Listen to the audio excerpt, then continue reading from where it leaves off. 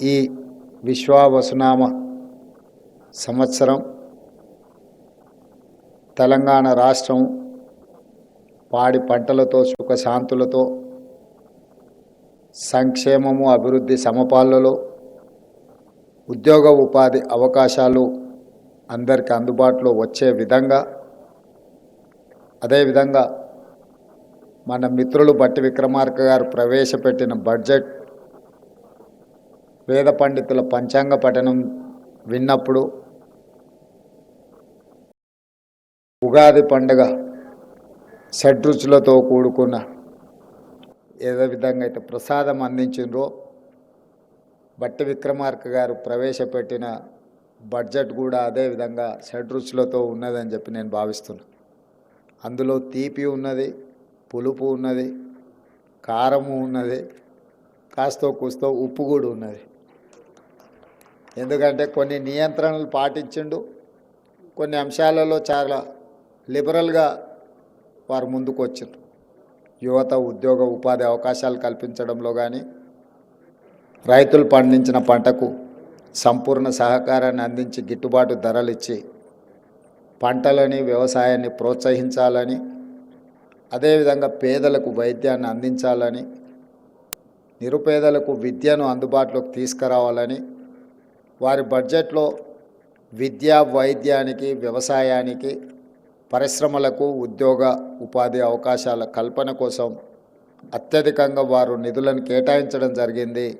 ఈ ఉగాది సందర్భంగా వారికి మనస్ఫూర్తిగా నేను అభినందనలు తెలియజేస్తున్నాను. ఇవన్నీ నెరవేరాలి అని అంటే పెట్టుబడులు రావాలి, అభివృద్ధి జరగాలి అంటే శాంతి భద్రతలు పూర్తి స్థాయిలో అమలు చేయాలి. తప్పకుండా రాష్ట్ర ప్రభుత్వం, మా ప్రభుత్వ యంత్రాంగం తెలంగాణ రాష్ట్రంలో ఏ మూలనైనా చీమ చిటుక్కుమన్న అసాంఘిక శక్తులు ఎలాంటి ఒడిదుడుకులను ఎలాంటి ఇబ్బందులను కల్పించాలనే ప్రయత్నం చేస్తే వాళ్ళ పట్ల కఠినంగా వ్యవహరించాలని ప్రభుత్వం నిర్ణయం తీసుకున్న ఆ దిశగా నిరంతరం పర్యవేక్షణ జరుగుతూనే ఉంది. ఈరోజు పాలన పరంగా ప్రభుత్వపరమైన నిర్ణయాలు ప్రజల సంక్షేమం కోసం, తెలంగాణ రాష్ట్ర అభివృద్ధి కోసం నిరంతరం మేము శ్రమిస్తూనే ఉంటాం. మా మంత్రివర్గ సహచరుల సహకారంతో, మా శాసనసభ్యులందరినీ అండగా నిలబడడంతో ఈరోజు ఈ కార్యక్రమాలను నేను మా ఉప ముఖ్యమంత్రి వర్యులు బట్టి విక్రమార్క గారు జోడెద్దుల్లాగా రాష్ట్రాన్ని అభివృద్ధి పదం వైపు నడిపించడానికి నిరంతరం ప్రయత్నం చేస్తున్నాం. ప్రజల ఆశీర్వాదం, శాసనసభ్యులు అండగా నిలబడి మంత్రివర్గ సహచరుల సహకారం తీసుకొని ఈ తెలంగాణ రాష్ట్రాన్ని దేశానికి ఆదర్శంగా నిలబెట్టే విధంగా తెలంగాణ రైజింగ్, ఈ దేశంలోనే తెలంగాణ ఒక వెలుగు వెలగాలి, దేశ ప్రజలకు ఆదర్శంగా ఉండాలి. హైదరాబాదు నగరం అంటే ప్రపంచ స్థాయిలోనే ఈ నగరానికి గుర్తింపు ఉండాలని చెప్పి ఈరోజు మన ప్రభుత్వం ప్రయత్నం చేస్తున్నది. దాంట్లో భాగంగానే మూసీ ప్రక్షాళన కావచ్చు, రీజనల్ రింగ్ రోడ్ కావచ్చు, ఇంకొక కొత్త నగరాన్ని, ఒక ఫ్యూచర్ సిటీని ఈరోజు మనం నిర్మించుకోవాలనుకుంటున్నాం. ఎక్కడైనా ఈ దేశంలో స్వతంత్రం వచ్చినప్పటి నుంచి ఒక చండీగఢ్ తప్ప ఒక సంపూర్ణమైన నగరాన్ని ఎక్కడ నిర్మాణం జరగలేదు. దేశంలో ఉన్న నగరాలే కాస్త విస్తరించుకుంటూ వచ్చినాయి. ఆ విస్తరణ చేసిన నగరాలు అస్తవ్యస్తంగా మారడం వల్ల ఈరోజు ప్రపంచంలో మన గుర్తింపు, గౌరవం వెనుకబడిన దేశంగా అలాగే ఉండిపోయింది. అందుకే ఈరోజు ఈ దేశంలో కొత్త నగరాల నిర్మాణం జరగాల్సిన అవసరం ఉన్నది. ఈ కొత్త నగరాల నిర్మాణం జరగాలి అంటే దానికి నమూనా ఈ దేశంలో ఎక్కడా లేదు. అందుకే తెలంగాణ రాష్ట్రం ఆ ఫ్యూచర్ సిటీని నిర్మించడం ద్వారా దేశానికి ఒక ఆదర్శంగా నిలబడి ఒక నమూనా నగరాన్ని ఇవాళ మనం నిర్మించాలనుకుంటున్నాం. అది కేవలం జనావాస యోగ్యమైన నగరం కాదు, ఉద్యోగ ఉపాధి అవకాశాలు కల్పించుకుంటూ ఈ రాష్ట్రంలో సంక్షేమ పథకాలు అమలు చేయాలంటే అత్యంత వెనుకబడిన వర్గాలైన దళితులు, గిరిజనులు, ఆదివాసీలు, బలహీన వర్గాలు, మైనారిటీలు, మహిళలకు అవసరమైన సంక్షేమ అభివృద్ధి కోసం నిధులను సేకరించాలంటే అక్కడ పెట్టుబడులు రావాలి. ఆ పెట్టుబడుల ద్వారా రాష్ట్ర ఆదాయం పెరగాలి. అందుకే అది ఒక పెట్టుబడుల నగరంగా, అక్కడ ప్రజలు నివసించే నగరమే కాదు, అక్కడ పెట్టుబడుల నగరంగా మారి అక్కడికి వేలాది కోట్ల రూపాయల పెట్టుబడులు తీసుకొచ్చి లక్షలాది ఉద్యోగ ఉపాధి అవకాశాలు కల్పించాలని ఈరోజు మనం ప్రణాళికలు సిద్ధం చేసుకున్నాం. అందుకే ఈరోజు ఒక అభివృద్ధి జరిగినప్పుడు కొన్ని అడ్డంకులు వస్తుంటాయి. ఎక్కడ కూడా 100% ఆమోదం ఉండదు. దేవుళ్ళనే 100% మన వాళ్ళు ఆమోదిస్తలేరు. ఒక ఆయన వెంకటేశ్వర స్వామి భక్తున్నంటే ఇంకొక ఆయన ఆంజనేయ స్వామి భక్తుని అంటాడు, ఇంకొక ఆయన నేను శివభక్తుని కాల భైరవుడిని నేను ఇష్టపడతానంటాడు. దేవుళ్ళ పట్లనే భిన్నాభిప్రాయాలు ఉన్న ఈ సమాజంలో ప్రభుత్వం తీసుకునే నిర్ణయాలు కూడా 100% ఆమోదం ఉంటుంది అని చెప్పి నేను, మా ఉప ముఖ్యమంత్రి వర్యులు, మా మంత్రివర్గం ఏం భావించడం లేదు.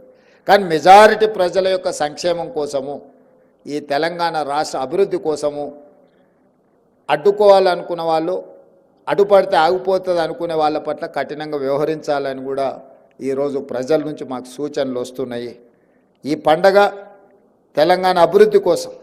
అదే కాదు, ఒకనాడు పేదవాడికి తెల్లన్నం అనేదే తెలియదు, పండుగ పూటనే తెల్లన్నం తినేవాళ్ళు.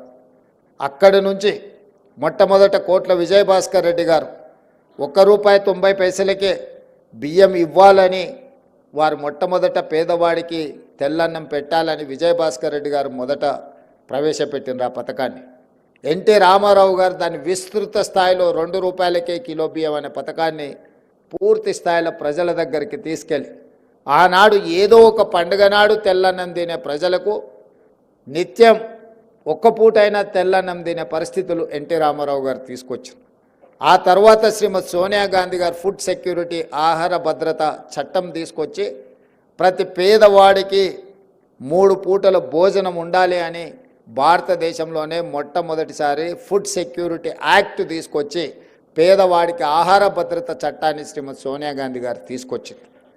ఆ విధంగా అంచెలంచెలుగా పేదల ఆకలిని తీర్చడానికి ప్రభుత్వాలు తీసుకున్న నిర్ణయాలు ఈరోజు పేదలకు ఆకలిని దూరం చేసే ఒక దిశగా మనం ప్రయాణం చేస్తున్నాము.